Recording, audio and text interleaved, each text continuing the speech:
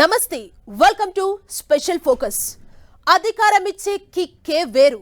Power లో ఉన్న ప్రతి ఒక్కరూ తమకు తిరుగులేదని అనుకుంటారు. దీనికి ఎవరూ అతీతులు కాదు.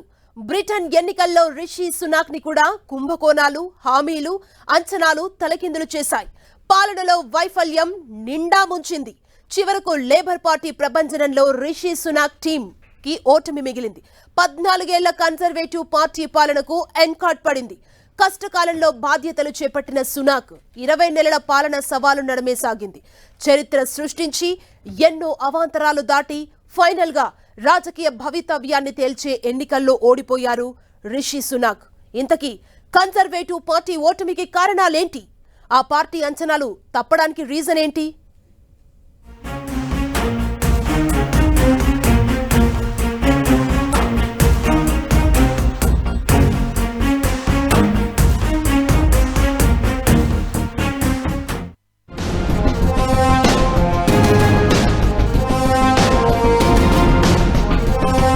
బ్రిటన్ ఎన్నికల్లో తప్పిన రిషి సునాక్ లెక్కలు.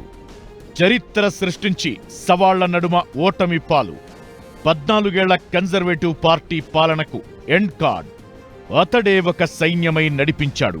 భారత సంతతికి చెందిన అతడు బ్రిటన్ లాంటి దేశానికి భవిష్యత్ లీడర్గా చెప్పుకున్నారు. ఒకప్పుడు రవి అస్తమించని సామ్రాజ్యాన్ని ఏకఛత్రాధిపత్యంతో ఏలిన దేశానికి ప్రధాని అయ్యారు. ప్రపంచానికి, ప్రజాస్వామ్యానికి ప్రతిరూపంగా చెప్పే పార్లమెంటరీ వ్యవస్థను అందించిన ప్రప్రథమ ప్రజాస్వామ్య దేశాన్ని 1.5 ఏళ్లకు పైగా పాలించారు. కాని తాను ఒకటి తలిస్తే దైవం మరోటి తలిచిందన్నట్లు రిషి సునాక్ ఒకటి అనుకుంటే మరోటి జరిగింది. ప్రజా వ్యతిరేకత పెరుగుతుందనే ముందస్తు ఎన్నికలకు వెళ్లిన రిషి సునాక్కు ఘోర ఓటమి తప్పలేదు. అంచనాలు తప్పాయి. గతంలో కన్జర్వేటివ్ పార్టీ ఇచ్చిన హామీలు కొంపముంచాయి. చివరకు పరాజయం మిగిలింది. ఒక్కసారి నిర్ణయం తీసుకున్నాక వెనక్కి వెళ్లడం కుదరదు. అందుకే చింతించే పని చెయ్యకండి అంటూ ఎన్నికలకు ముందు ఓటర్లను అభ్యర్థించారు బ్రిటన్ ప్రధాని రిషి సునాక్. ఇది ఆయనకు కూడా సూట్ అయింది. ఎన్నికలకు వెళ్లాలని ఒక్కసారి నిర్ణయించుకున్నాక వెనక్కి వెళ్లలేకపోయారు రిషి సునాక్. చావో రేవో తేల్చుకునే క్రమంలో ఓటమి చవిచూడక తప్పలేదు. బ్రిటన్ ఎన్నికల్లో లేబర్ పార్టీ ప్రభంజనం సృష్టించింది. రిషి సునాక్ టీం ఆ సునామీలో గల్లంతయింది. England, Scotland, Wales, Northern Ireland వ్యాప్తంగా 650 స్థానాలకు ఎన్నికలు జరిగాయి. అధికారం దక్కాలంటే 326 సీట్లలో గెలవాలి. లేబర్ పార్టీ మెజారిటీ మార్కును దాటేసి భారీ విజయం సాధించింది. లేబర్ పార్టీ మ్యాజిక్ ఫిగర్ కంటే ఎక్కువ సీట్లే గెలుచుకుంది. కన్జర్వేటివ్ పార్టీ అంచనాలు తప్పాయి. దారుణమైన ఓటమి పాలైంది సునాక్ టీం. బ్రిటన్ సార్వత్రిక ఎన్నికల్లో కన్జర్వేటివ్ పార్టీ ఓడిపోవడానికి చెప్పలేనన్ని కారణాలు ఉన్నాయి. ఓటమికి సునాక్ ఒక్కడే బాధ్యుడు కాదని, అంతకుముందు అధికారం చేపట్టిన కన్జర్వేటివ్ పార్టీ నేతల నిర్ణయాలే ప్రస్తుత ఫలితాలకు కారణమనే అభిప్రాయం వ్యక్తమవుతోంది. 14 ఏళ్లు అధికారంలో ఉన్న కన్జర్వేటివ్ పార్టీపై బ్రిటిషర్లలో తీవ్ర వ్యతిరేకత ఉంది. ఆ ప్రజాగ్రహమే ఇప్పుడు ఓటమికి కారణమైంది. కష్టకాలంలో బాధ్యతలు చేపట్టిన సునాక్ 20 నెలల పాలన మొత్తం సవాళ్ల నడుమే సాగింది. కన్జర్వేటివ్ పార్టీ పెద్ద బాధ్యతల్లో ఉన్న రిషి సునాక్ మే 12, 1980లో జన్మించిన భారత మూలాలున్న బిలియనీర్.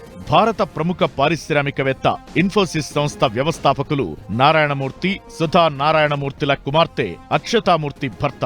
మొట్టమొదటి పారిశ్రామిక విప్లవానికి నాంది పలికిన దేశమైన బ్రిటన్కు భారత సంతతికి చెందిన రిషి సునాక్ ప్రధాని కావడం గొప్ప విషయం. కానీ అధికారాన్ని తిరిగి నిలబెట్టుకోకపోవడమే ఇప్పుడు చర్చగా మారింది. అయితే కన్జర్వేటివ్ పార్టీ ఓటమికి పూర్తి బాధ్యత రిషి సునాక్దే అని చెప్పలేం. ఒకే టర్మ్లో 5 ప్రధానులను మార్చడం, కుంభకోణాలు, నిలకడలేని పాలన, అనాలోచిత నిర్ణయాలు కొంపముంచాయనేది రాజకీయ వర్గాల విశ్లేషణ. తానిచ్చిన హామీలు అమలు చేయకపోవడంతో పాటు గత ప్రధానులు చేసిన తప్పులు సరిదిద్దలేక చేతులెత్తేసే పరిస్థితి వచ్చేసింది. చివరకు భారతీయ మూలాలున్న ఓటర్లు కూడా కన్జర్వేటివ్ పార్టీకి ఓట్లు వెయ్యలేదన్న చర్చ జరుగుతోంది.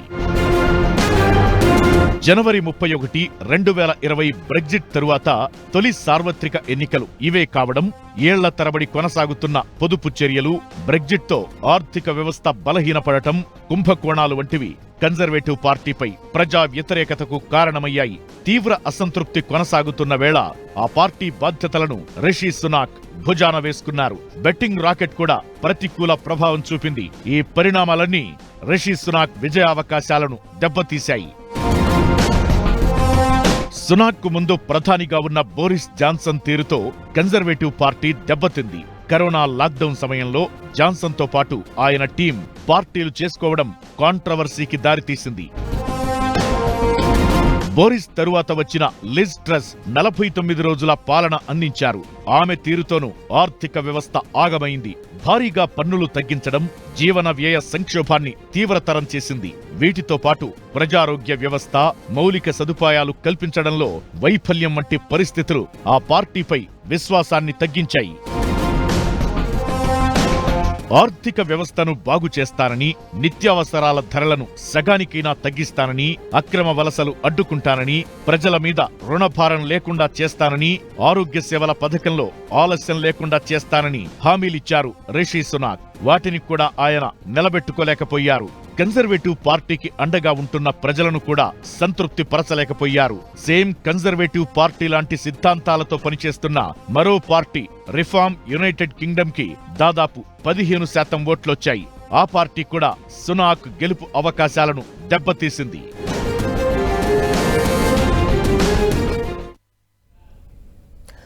గెలుపంటే మామూలు గెలుపు కాదు, చరిత్రలో నిలిచిపోయే విజయం. ప్రత్యర్థే మెచ్చుకునేంత గొప్ప విక్టరీ చివరకు అతన్ని విజయ తీరాలకు చేర్చింది. శత్రువు బలం ముందు మనమెప్పుడు బలహీనంగా ఉంటాం. అధికారంలో ఉన్న పార్టీని ఎదుర్కోవాలంటే అంత ఈజీ కాదు. కానీ గెలవాలనే పట్టుదల, ప్రత్యర్థిని ఓడించాలనే తపన అతన్ని గెలుపు గుర్రాన్ని చేసింది. బ్రిటన్ ప్రధాని కాబోతున్న లేబర్ పార్టీ నేత సర్ కేర్ స్టార్మర్ అప్రతిహత పాలన గద్దెదించి ఏకంగా 14 ఏళ్ల తర్వాత లేబర్ పార్టీకి అద్భుత విజయాన్ని అందించారు. అసలు ఎవరి స్టార్మర్? ఎక్కడి నుంచి ఎక్కడికి ఎదిగాడు? బ్రిటన్లో బలమైన పునాదులు ఉన్న కన్జర్వేటివ్ పార్టీని ఓడించడంలో ఆయన కష్టమెంత? Let's watch.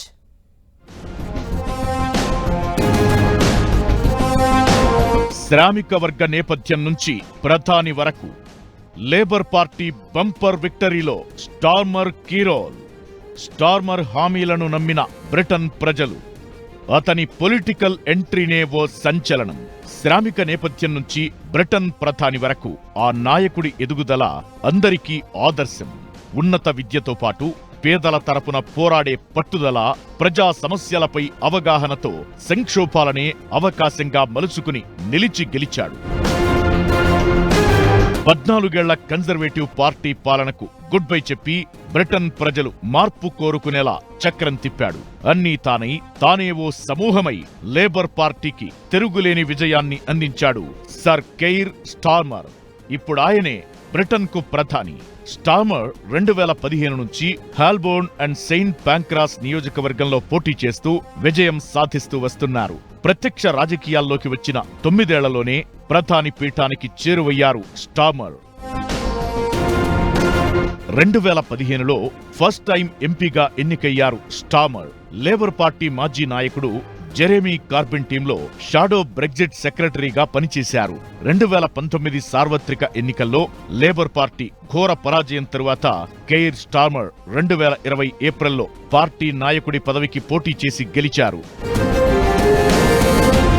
వరుస ఓటముల్లో ఉన్న పార్టీని ఈ స్థాయికి తేవడానికి కెయిర్ స్టార్మర్ చాలా కష్టపడ్డారు. 2021లో హార్ట్పూల్ ఉప ఎన్నికల్లో ఘోర ఓటమి తరువాత ఓటర్లను మళ్లీ తమ వైపు తిప్పుకోవడంపై దృష్టి పెట్టారు. నార్త్ ఆఫ్ ఇంగ్లండ్, మిడ్లాండ్స్ రీజియన్ల నియోజకవర్గాల్లోని ఓటర్లు ఒకప్పుడు లేబర్ పార్టీకి అండగా ఉండేవారు. కానీ 2019 ఎన్నికల్లో ఆ సీట్లలో కన్జర్వేటివ్ పార్టీ గెలిచింది. ఆ తరువాత ప్రజల్లో మార్పు తెచ్చేందుకు, పార్టీకి అధికారం దక్కేందుకు తీవ్రంగా శ్రమించారు. ఎన్నికల ముందు పార్లమెంటును రద్దు చేసే సమయంలో లేబర్ పార్టీకి 205 మంది ఎంపీలు ఉన్నారు. ఇప్పుడు ఆ సీట్లను డబుల్ చేసి గ్రాండ్ విక్టరీకి కారణమయ్యాడు స్టార్మర్. ఇంతవరకు కన్జర్వేటివ్ పార్టీ చేసిన తప్పిదాలను, ఇచ్చిన హామీలను సూటిగా ప్రజలకు అర్థమయ్యేటట్లు వివరిస్తూ లేబర్ పార్టీ ఏం చేయబోతుందనేది సుత్తి లేకుండా సూటిగా చెప్పారు స్టార్మర్. పన్నులు పెంచకుండా, భారం లేకుండా చూస్తానని, ఇండ్ల సంక్షోభాన్ని పరిష్కరిస్తానని ప్రజలకు నమ్మకాన్ని కలిగించారు. ఇక మెరుగైన వైద్య సేవలు అందించడంతో పాటు పన్ను ఎగవేతలను అడ్డుకుని పన్ను చెల్లింపుల్లోనూ లొసుగులు లేకుండా చేస్తామని హామీ ఇచ్చారు. బ్రిటన్కు ప్రజల్ని అక్రమంగా రవాణా చేసే ముఠాలను అడ్డుకునేందుకు బార్డర్ సెక్యూరిటీ కమాండ్ను ప్రారంభిస్తామని చెప్పారు. 15 లక్షల కొత్త ఇళ్లను నిర్మించడంతో పాటు ప్రైవేట్ స్కూళ్లకు పన్ను మినహాయింపులను నిలిపివేసి 6500 టీచర్ ఉద్యోగాలను భర్తీ చేస్తామని మేనిఫెస్టోలో ఇచ్చారు. ఇది ప్రజల్ని విపరీతంగా ఆకట్టుకుంది. స్టార్మర్ బ్రిటన్లో పేరు మోసిన లాయర్. 5 ఏళ్లు ఆ దేశానికి చీఫ్ ప్రాసిక్యూటర్గా పనిచేశారు. బ్రిటన్ రాజకుటుంబానికి చేసిన న్యాయ సేవలకు గాను దేశ అత్యున్నత పురస్కారమైన సర్ అనే బిరుదు లభించింది. 2008లో ఇంగ్లండ్, వేల్స్లో పబ్లిక్ ప్రాసిక్యూషన్స్ డైరెక్టర్గా కొనసాగారు స్టార్మర్. ఈ లేబర్ పార్టీ లీడర్ తనను తాను శ్రామిక వర్గ నేపథ్యం నుంచి వచ్చిన వ్యక్తిగా చెప్పుకుంటారు. తమ కుటుంబంలో యూనివర్సిటీకి వెళ్లి చదువుకున్న మొదటి వ్యక్తి Starmer. Reigate grammar school, university of Leeds, university of ఆక్స్ఫర్డ్లలో చదువుకున్నారు. 1987లో బారిస్టర్ పూర్తయ్యాక మానవ హక్కుల చట్టంలో స్పెషలైజేషన్ చేశారు. ఉద్యోగరీత్యా కరీబియన్, ఆఫ్రికాలలో పనిచేశారు స్టార్మర్. అక్కడ మరణశిక్షను ఎదుర్కొంటున్న ఖైదీల తరపున వాదించారు. ఎన్నో కష్టాల మధ్య జీవితాన్ని ప్రారంభించి పార్లమెంటరీ వ్యవస్థకు ప్రతిరూపమైన బ్రిటన్కు ప్రధాని అయ్యారు.